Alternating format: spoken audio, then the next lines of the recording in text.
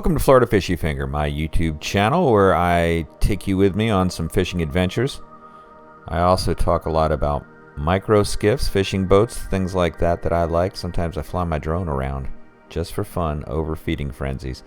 So if you like that kind of thing, well then go ahead and subscribe. Turn on the notifications and join the fun. If you find this video useful, go ahead and click on some of the links in the description, and that helps out the channel. One of the ways you can help out the channel before we get right into reviewing the sweet SM1656 Salt Marsh fishing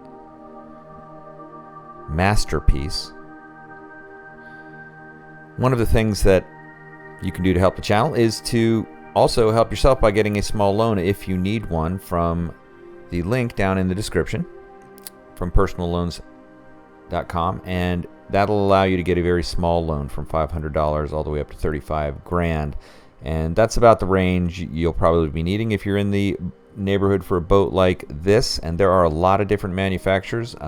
Salt Marsh certainly makes some rugged boats. Now if you're not familiar with the Salt Marsh brand, it is a sister company of Ancona, and I think they have one other boat company that they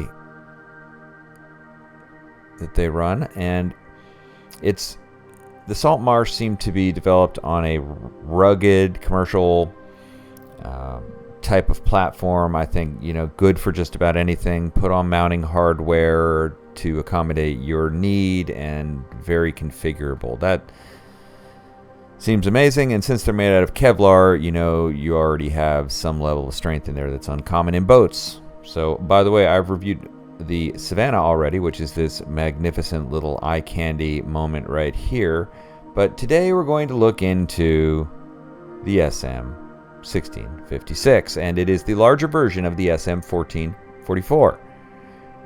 And as I looked at this, it reminded me of my own situation with my Ancona Shadowcast 16 and how that seems like a much smaller version of the Ancona Cayenne, you know, where the beam has been, you know, reduced or increased, etc. But accomplishing a radically different range of capability on both ends, right? Because there's advantages to being very small and there are advantages to being slightly bigger, and you lose and give a little on each side of that continuum. And I think when we're looking at boats like these technical poling skiffs, by the way, this is part of a series called, you ever wonder what the technical called, by the way, this is part of a series called, you ever wonder what the perfect technical poling skiff looked like? So go ahead and click on the link if you need to get a loan. And let's move on. So it looks like this beast is made for fishing, made for stability, and made to last, which are things that I like immediately. They claim it's the larger version of the 1444. It looks just like it, right? But very wide beam at the stern. Okay, so the back of the boat very wide. Therefore, it can support a lot of weight, and there's no stern squat. Yeah, now, by the way, let's take a moment and fool the YouTube algorithm by saying how to avoid stern squat. Okay, we're going to move on now. It's still playing off easily with moderate horsepower. Yeah, moderate horsepower, they're saying 40 to 60 horsepower on the back of a boat like that weighs only 350 pounds. That has to move just based on the simple physics of only 350 pounds being pushed by a 40 to 60 horsepower engine. That thing has got to cook. Absolutely fascinated by that combination of weight and horsepower. I gotta try one of those. And they say it also still planes off easily, which is not hard to believe either.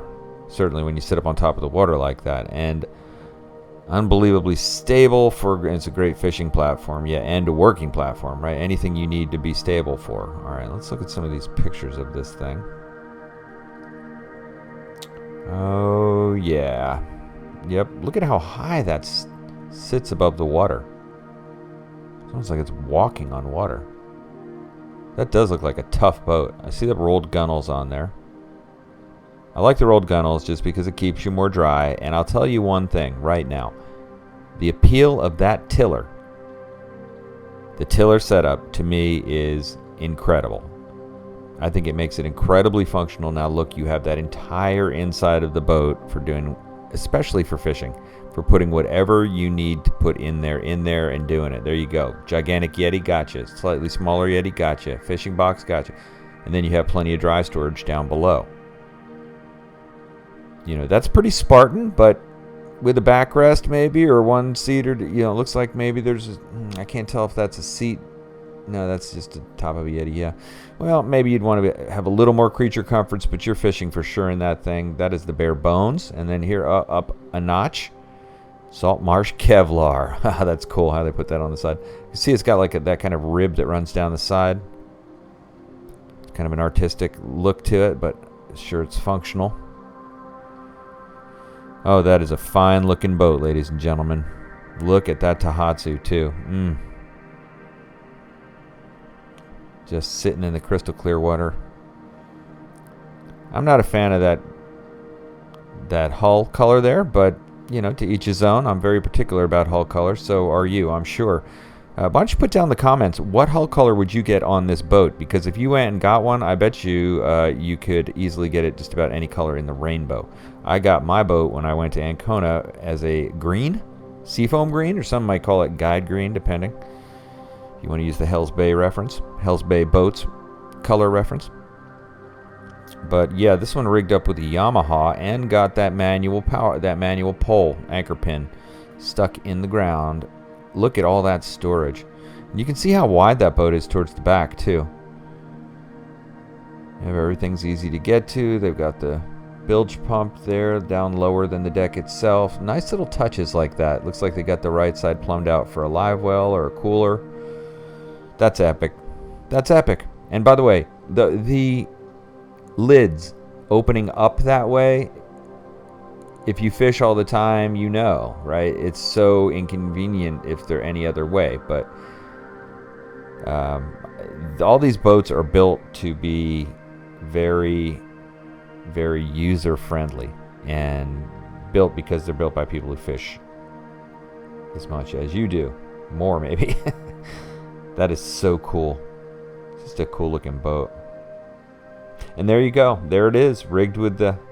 Boy, it's hard to argue with that setup, especially when you know it's going to be stable and not squat like they said. Then why not just go with the console on the side, and then you have all that space. It's almost like the perfect trade on a boat like this. But I don't think I would ever do it on a boat like mine because it would lean. It's very narrow and kind of tippy a little bit. But this one, it doesn't suffer from that. So this one's got an Evinrude on it. Oh man, that's another beauty. I like that polling platform. Okay. So yeah, it's awesome. And if you want to get a price sheet, you just send them a little notification and they get right back to you in no time flat. So there you go. The beautiful Salt Marsh SM 1656. Well, time to dry off the drool and get back to your day. Hey, by the way, if you haven't subscribed to Florida Fishy Finger, please do so and turn on the notifications. We list all the fishing equipment we use down in the description. Mostly what we use is fairly inexpensive but quality stuff like Penn reels and Berkeley ugly sticks and so on, but very effective. So hey, I hope you subscribe. Hope you come back and watch the rest of this series as I continue to look at more boats. Thanks for watching Florida Fishy Finger. Why don't you go get some mangrove snapper?